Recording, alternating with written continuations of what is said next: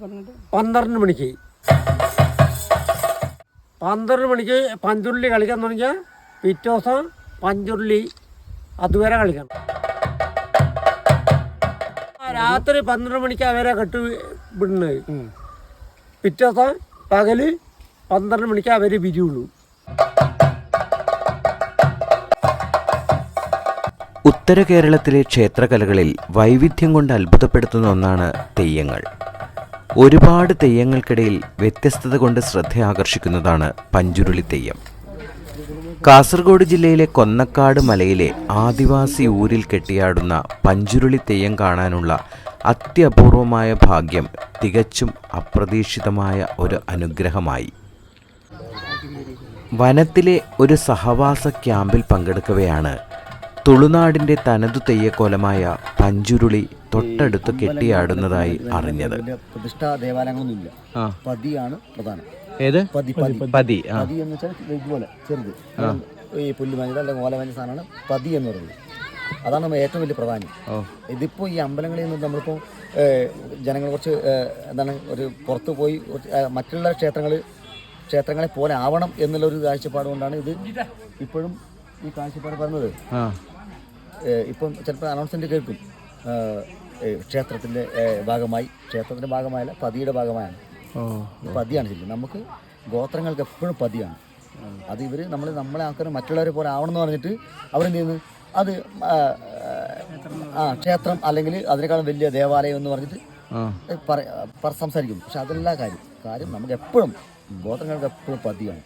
പതി എന്ന് പറഞ്ഞാൽ നമുക്ക് പൂർവികന്മാരെ പരിപാലിച്ചു പോകുന്ന ആ കാര്യങ്ങൾ നമ്മൾ ഇപ്പോഴും ചെയ്തു വരുന്നത്.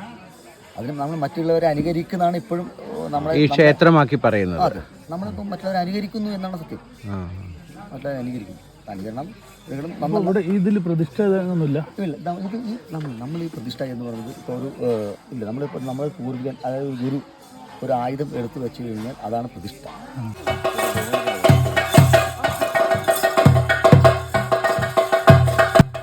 ഏതാനും വർഷങ്ങൾക്ക് മുമ്പ് പ്രിയ സുഹൃത്ത് പ്രേം ഐസക് നിർമ്മിച്ച പഞ്ചുരുളി ഡോക്യുമെൻ്ററിക്ക് ശബ്ദം നൽകിയ ഓർമ്മ കഷ്ടപ്പെട്ട് മല കയറി തെയ്യം കാണാനുള്ള പ്രചോദനമായി മാറി. ഒപ്പം സുഹൃത്തുക്കൾ സന്തോഷിൻ്റെയും സമീറിൻ്റെയും താൽപ്പര്യവും.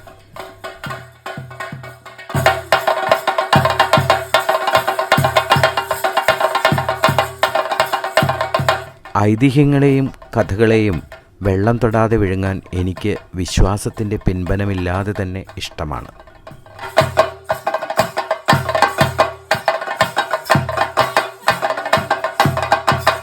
പരമശിവന്റെ കോപത്തിനിരയായ പാർവതീദേവി വളർത്തിയ വരാഹത്തിൻ്റെ അഥവാ പന്നിക്കുട്ടിയുടെ കഥ മനോഹരമാണ്. പന്നി തുളുഭാഷയിൽ പഞ്ച് അല്ലെങ്കിൽ പഞ്ചി ആവുന്നു. കാളി സങ്കല്പം കഥയിൽ കലരുമ്പോൾ പഞ്ചിയൂര് കാളി പഞ്ചുരുളിയാവുന്നു. ഭാവം രൗദ്രമാണെങ്കിലും തുടക്കം ശാന്തമാണ്.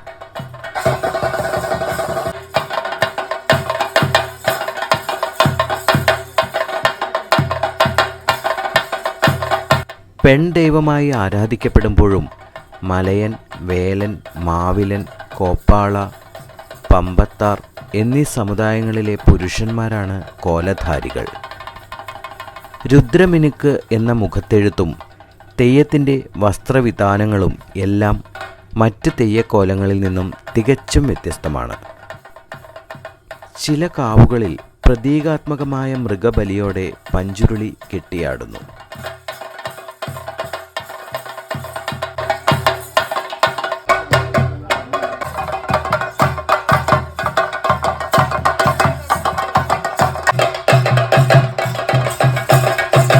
വരാഹരൂപം എന്ന് കേൾക്കുമ്പോൾ കാന്താര സിനിമ ഓർമ്മ വരും.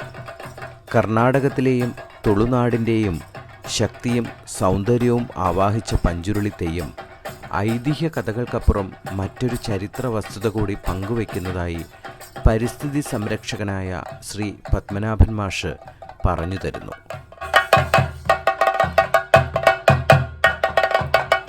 നൂറ്റാണ്ടുകൾക്ക് മുമ്പ് വടക്കുനിന്ന് വിദേശ ശക്തികൾ ദക്ഷിണദേശത്തെ കീഴ്പ്പെടുത്താൻ തുനിഞ്ഞപ്പോൾ കാടിളകി വന്ന പന്നിക്കൂട്ടം അവരെ ആക്രമിച്ചെന്നും വിശ്വാസികൾക്ക് അത് വരാഹമൂർത്തിയുടെ അനുഗ്രഹമായി അനുഭവപ്പെട്ടെന്നും.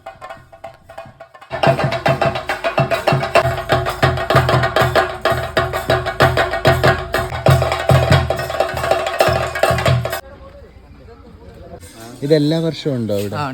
ഉണ്ടല്ലേ.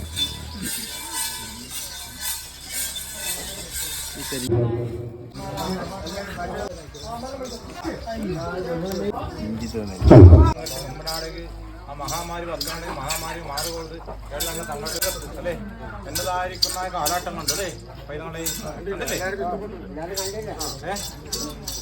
പുണ്യമായോ. കഥകളും ഐതിഹ്യങ്ങളും പഴകുന്തോറും വീര്യം കൂടുന്ന വീഞ്ഞായി വിശ്വാസികളിൽ നുരഞ്ഞു പൊങ്ങട്ടെ.